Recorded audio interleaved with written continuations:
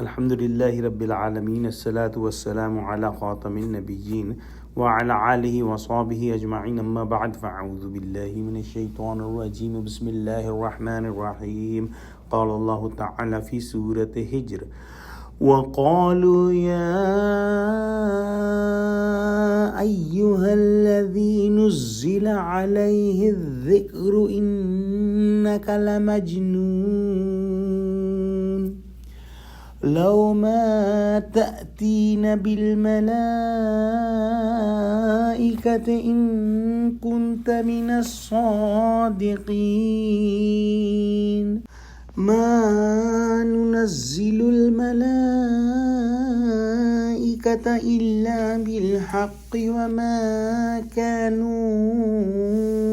إذا منظرين۔ ترجمہ: اور کفار کہتے ہیں کہ اے شخص جس پر نصیحت کی کتاب نازل ہوئی ہے تو دیوانہ ہے، اگر تو سچا ہے تو ہمارے پاس فرشتوں کو کیوں نہیں لے آتا؟ کہہ دو ہم فرشتوں کو نازل نہیں کیا کرتے مگر حق کے ساتھ، اور اس وقت ان کو مہلت نہیں ملتی۔ مشرکین مکہ کے یہ الفاظ محض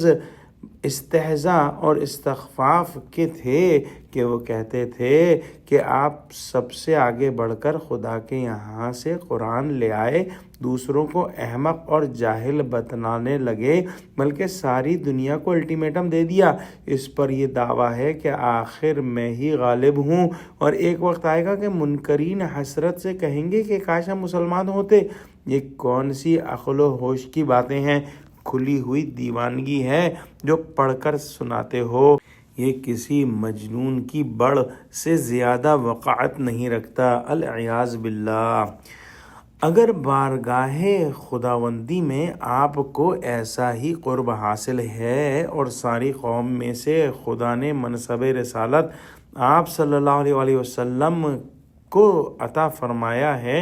تو فرشتوں کی خدائی فوج آپ صلی اللہ علیہ وسلم کے ساتھ کیوں نہ آئی، جو کھلم کھلا آپ صلی اللہ علیہ وسلم کی تصدیق کرتی اور ہم سے آپ صلی اللہ علیہ وسلم کی بات منواتی، نہ مانتے تو فوراً سزا دیتی۔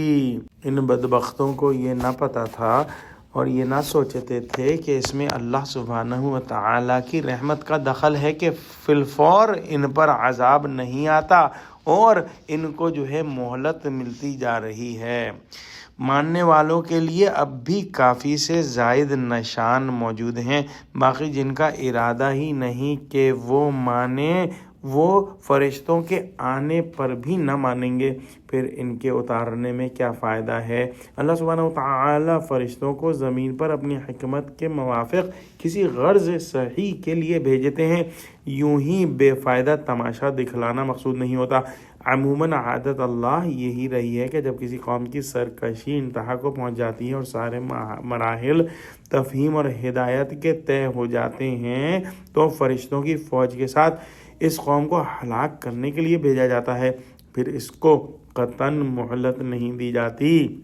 اگر تمہاری خواہش کے موافق فرشتے اتار دیے جائیں تو اس سے صرف یہی ایک مقصد ہو سکتا ہے کہ تم کو بلا تاخیر ہلاک کر دیا جائے، جو فی الحال حکمت الہی کے موافق نہیں، کیونکہ ابھی اس کا وقت نہیں آیا۔ یہ تو آخری صورت ہے جو سب منزلیں طے ہو چکنے کے اور سب کام ختم کیے جانے کے بعد ظہور پذیر ہوتی ہے۔ انسان نہایت ناشکرا ہے اور اس کی نظر